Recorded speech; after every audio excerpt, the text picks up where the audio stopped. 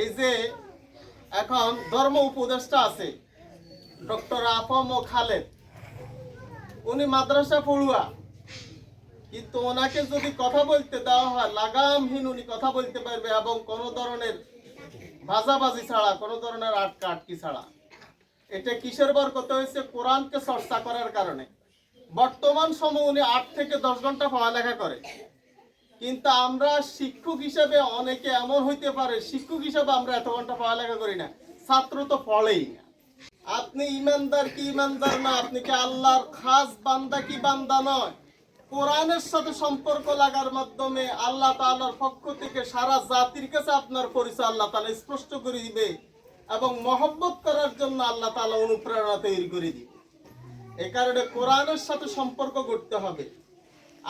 আমরা যারা অভিভাবক অভিভাবিকা আছি, আমরা বিনয়ের সাথে বলবো, আল্লাহ আপনাকে বাছাই করেছেন, যাচাই করেছেন, মনোনীত করেছেন, নির্বাচিত করেছেন মাদ্রাসায় পড়ুয়া ছেলে অথবা মেয়ের বাবা হিসেবে, মা হিসেবে আল্লাহ তাআলা আপনাকে মনোনীত করেছেন।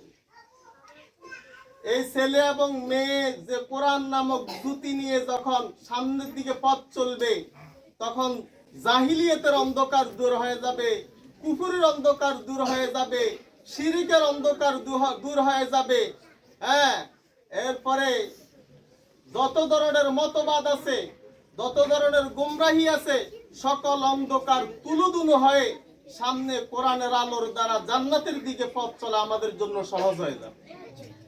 এই কারণে আমরা বিনীতভাবে অনুরোধ করব, আমরা বাড়িতে সকালবেলা ছেলে মেয়েদেরকে কোরআন দিয়ে শুরু করব। সন্ধ্যাবেলা পড়ার টেবিলে যখন পড়া শুরু করব তখন কোরআন দিয়ে শুরু করব। হ্যাঁ, তাহলে আমার দিনের শুরু কোরআন, রাতের শুরু কোরআন, দিন এবং রাতের শুরু ভাগে কোরআন শেষ হওয়া, কোরআন দিয়ে শুরু হওয়ার কারণে 24 ঘন্টায় আমি কি করলাম? আল্লাহ তাআলার মেহেরবানি, আল্লাহ তাআলার রহম এবং দয়ার উপরে আমি পথ চলা শুরু করলাম। হ্যাঁ, আমার পুরোটা অংশ দিন এবং রাত মিলে 24 ঘন্টায় আমার আল্লাহ তাআলার শুকরিয়া, আল্লাহ তাআলার মেহেরবানি, আল্লাহ তাআলার দয়া, আল্লাহ তাআলার স্বীকৃতির উপরে আমার কি হলো? দিন এবং রাত শুরু এবং শেষ হইল।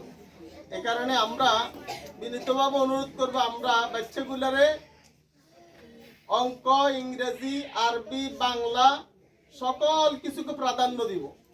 এমন কোন নবী দুনিয়াতে আসে নাই যারা এটা কি কয় যে তার গোত্রের লোকদের কাছে আটকা পড়ছে যে ইংরেজিতে উত্তর চাইছে, উত্তর দিতে পারে নাই। তারা সকল জ্ঞানের জ্ঞানী ছিল। সুতরাং কোরআনকে প্রথম পর্যায়ে আমরা প্রায়োরিটি দিব, এরপরে অন্যান্য বিষয়গুলোকে আমরা কি দিব? প্রাধান্য দিব, যাতে আমাদের পথ চলা কি হয়? সহজ হয়। এই কারণে নিজেকে যদি আল্লাহর কাছে প্রিয় করতে হয়, তাহলে পড়ালেখার বিকল্প নাই। আল্লাহ তাআলা আমাদেরকে কোরআনের সাথে সম্পৃক্ত থেকে কোরআনের আলোকে নিজেকে রঙিন করার তৌফিক দান করুক। আমা তৌফিকুনা ইল্লা বিল্লাহ, আলাইহি তাওয়াক্কালতু। আসসালামু আলাইকুম ওয়া রাহমাতুল্লাহি ওয়া বারাকাতুহু।